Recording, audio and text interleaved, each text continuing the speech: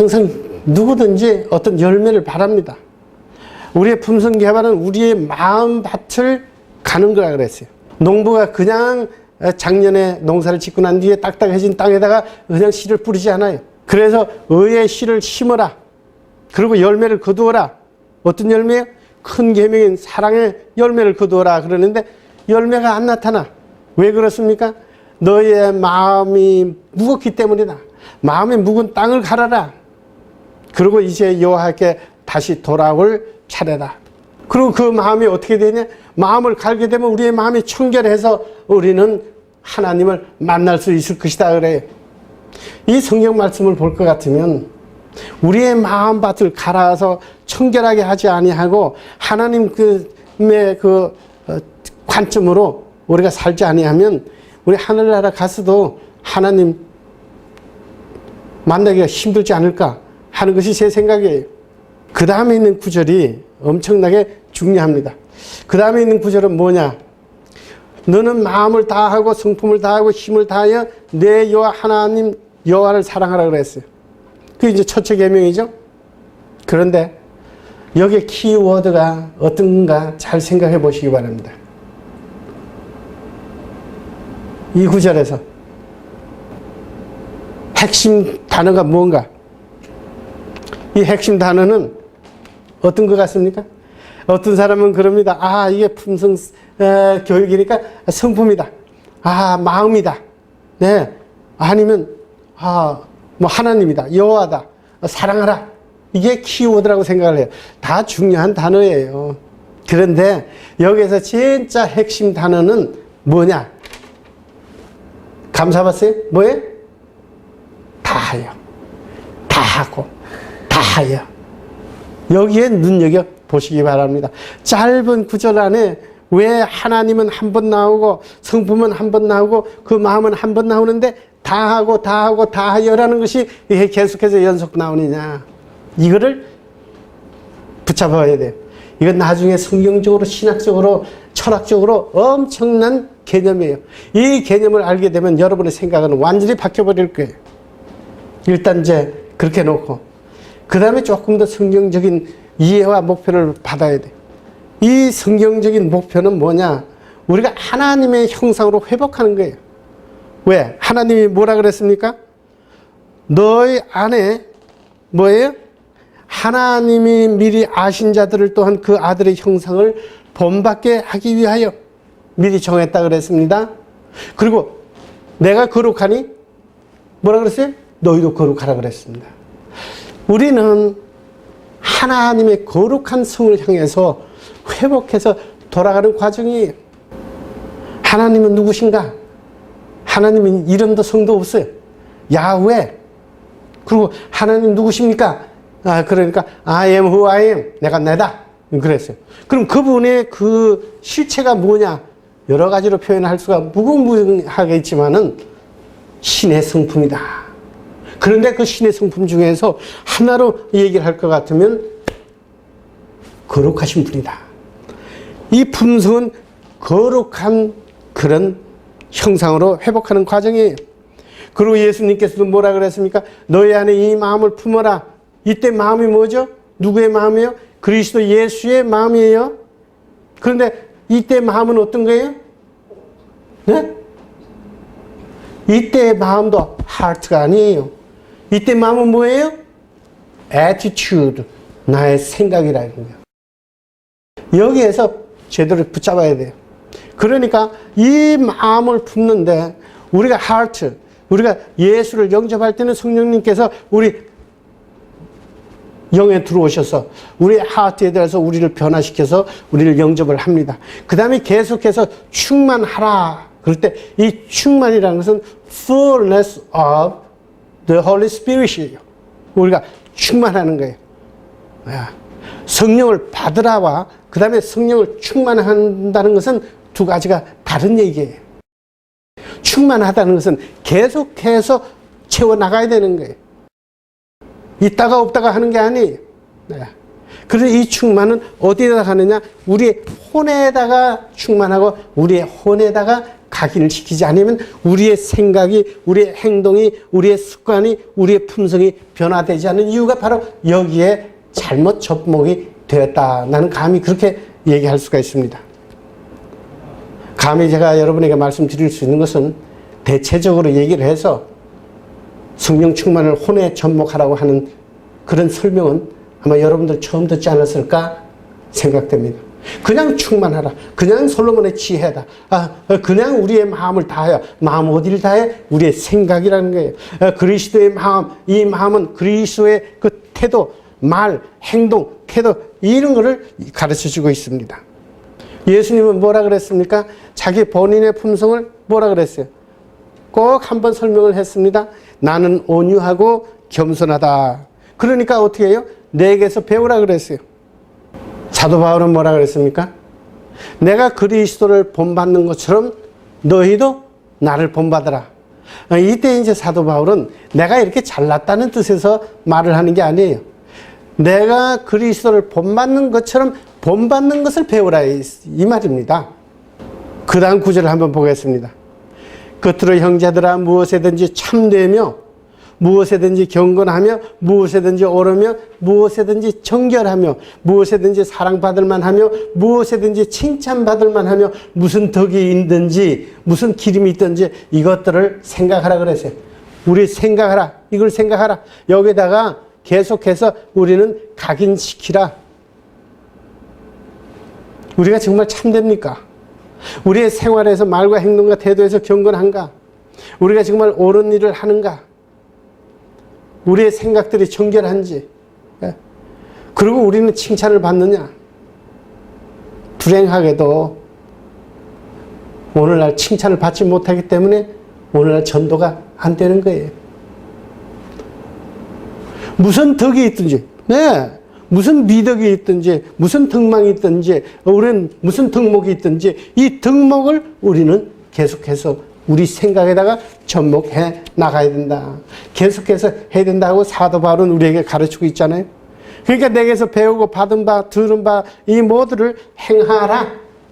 그렇게 되면 어떻게 되는가? 우리는 그리스도의 장성한 분량이 충만할 때까지 우리는 계속해서 훈련을 해야 된다. 여러분의 마음과 여러분의 몸은 하나님의 성전이잖아요. 하나님의 밭이라 그랬어요. 여러분 마음을 갖다가 묵은 땅을 밭을 갈아야지 이 세상에 살면서 우리는 서로 갈등과 시기와 질투와 분쟁과 싸움 속에서 우리의 마음이 상처를 많이 받습니다. 그래서 상처받으면 어떻게 돼요? 우리가 상처받은 것은 아주 딱딱해집니다. 이런 마음에다가 딱딱한 마음이 성경에서는 어떻게 가르치고 있나요? 우리의 마음이 가시밭길 같고 우리의 마음이 뭐예요? 바위덩어리 같고 우리의 마음이 뭐예요? 신장로 같다 그랬어요. 그 위에다가 아무리 좋은 성경 말씀을 복음을 뿌려봐야 열매가 맺지 않는다는 것을 가르쳐주고 있습니다. 그렇기 때문에 이 마음을 갖다가 다시 옥토로 밭을 갈아야 된다. 그럴 때에 심령으로 새롭게 되어서 하나님의 모습대로 뭐예요? 하나님의 모습으로 지금 돌아가는 거예요. 하나님의 모습은 어떤 모습이냐? 하나님의 모습은 거룩한 모습이라 그랬어요. 그래서 의와 진리에 창조된 새 사람을 입으라 그랬습니다. 여기에서 얘기하는 거룩함이 어떤 거룩함이에요? 거룩하다는 게 우리 바리새파적인 겉 모양만 거룩해가지고 어떻게 하겠는가? 그런데 많은 사람들이 경건의 모양만 있고 경건하는 생활이 없기 때문에 전도에 방해가 된다 그랬어요. 거룩함이라는 것은 뭘로 되어 있다 그랬어요? 의와 진리의 거룩함으로 새 사람이 되라. 이게 에베소서에 있는 말씀은 사도 바울이 예수를 믿지 않는 사람에게 한 말이 아니에요. 이미 예수를 믿기로 작정한 에베소 교인들에게 가르친 거예요. 왜냐하면 의와 진리의 거룩함으로 새로 거듭나라, 새 옷을 입어라, 그렇게 가르치고 있습니다. 여러분, 아까 제가 질문을 했어요. 큰 계명 중에 첫째가 뭐라 그랬어요? 뇌 마음을 다하고 성품을 다하고 뜻을 다하고 힘을 다하여 하나님을 사랑하라. 자, 이제 점점 우리가 성경적인 공부에서 이 지금 우리가 품성에 대한 철학적 이런 개념을 공부를 하게 됩니다. 우리 품성의 목표는 그러니까 뭐예요? 하나님이 거룩하시니 우리도 거룩하게 형상을 회복하는 거라 그랬어요. 우리 그렇게 하면 거룩한 데다가 어떤 이물질이 들어가게 되면 어떻게 되겠습니까? 안 되죠. 여기에 우리가 제가 마시는 물이 있는데 여기에다가 기름이 탁 떨어지면 흠이 있어요, 없어요? 이 물은 마실 수가 없습니다. 그걸 뭐라 그래요? 청렴이라 그래요. 이 청렴과 내 마음이 청결하고 흠이 없다, 거룩합니다. 이런 거는 성경적으로, 신학적으로, 교리적으로 엄청나게 중요한 거예요. 1620년에서 청교도들이 신대륙으로 이주해 오지 않았습니까? 그래서 그 당시에는 미국이 전부 다 청교도 문화였잖아요. 정치, 경제, 교육, 모든 것이 전부 다 성경으로 이루어졌거든요. 생활하는 자체가. 그런데 여러분 생각에는 그 당시에 미국 인구가 전부 다 청교도로 생각을 할 수 있죠? 대부분이? 저도 그렇게 생각을 했습니다. 그런데 제가 미국 역사 박사과정을 공부를 하면서 보니까 그 당시에 청교도는 3%밖에 되지를 않았어요. 미국 인구의 3%만이 있었는데도 모든 미국을 갖다가 전부 성경적인 정책과 개혁과 진행하고 재판을 하든지 무엇을 하든지 교육을 하든지 전부 성경이었습니다. 그렇게 해서 미국 사회를 이끌었다. 놀라운 사실이죠. 아까 유대인의 인구 중에서 겨우 한 3%만이 진짜 유대인이다. 그거는 이제 나머지가 가짜라는 소리가 아니고 그 사람들이 정신적인 지주가 돼서 모든 걸 이끌어 나가기 때문에. 그런데 우리나라는 기독교 인구가 대체적으로 몇 프로라 그래요? 25% 내지 30%까지 우리는 된다고 했어요. 그렇다고 할 것 같으면 전 우리 국민의 인구의 30%가 다 온전한 사람이 될 수가 없어요.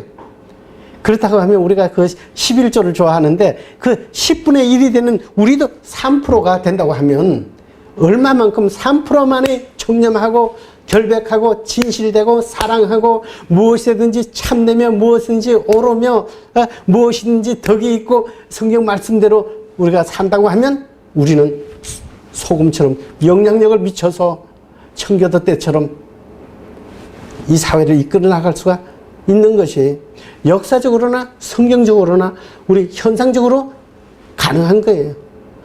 여러분 이스라엘 가봤어요? 가봤습니까? 오, 그래요?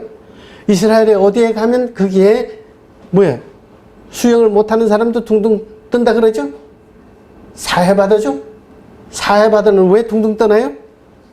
소금의 농도가 높기 때문에. 여러분 거기에 염분의 농도가 몇 프로인지 아세요? 거의 25%에서 30%예요. 그럼 그건 무슨 얘기냐? 여러분의 가정에서 우리가 김장을 담는다, 또 아니면 이걸 사용할 때 소금 부패를 방지할 수 있는 염분의 농도는 몇 프로면 되는지 아세요? 3%면 됩니다. 그런데 사해바다는 그걸 넘어서 30%이니까 이제 거기는 물고기도 살지 않죠? 어쨌든 그렇게 해서 둥둥 뜹니다. 저는 이스라엘을 3번을 가가지고 저도 그냥 수영을 못하는데 사해바다 가서 한번 둥둥 떠봤습니다. 자, 그러면 제가 뭐라 그랬어요? 역사적으로 아까 청교도가 3%밖에 안 된다 그랬죠? 그 다음에 유대인들이 지금 3%라 그랬죠? 그 다음에 또 화학적으로 염분은 3%가 되면 부패를 다 방지할 수가 있습니다. 3% 이상 집어넣게 되면 이거는 먹을 수가 없어요. 그러면 우리나라 기독교 인구의 30% 중에서 10분의 1만 3%만 된다고 하면 우리는 앞으로 정말 이 사회와 이 나라를 갖다가 이끌 수가 있습니다. 근데 우리에게 그런 찬란한 그런 신앙의 선배들이 있었습니다. 우리 외정시대에 일제의 압박에서 우리의 민족을 갖다가 이끌어주고 우리 문화를 갖다가 개혁하고 우리가 모든 생활을 바꾸고 하던 그때에 어땠어요? 우리의 믿음의 선조들이 있지 않았습니까? 그것이 가능했습니다. 그런데 오늘날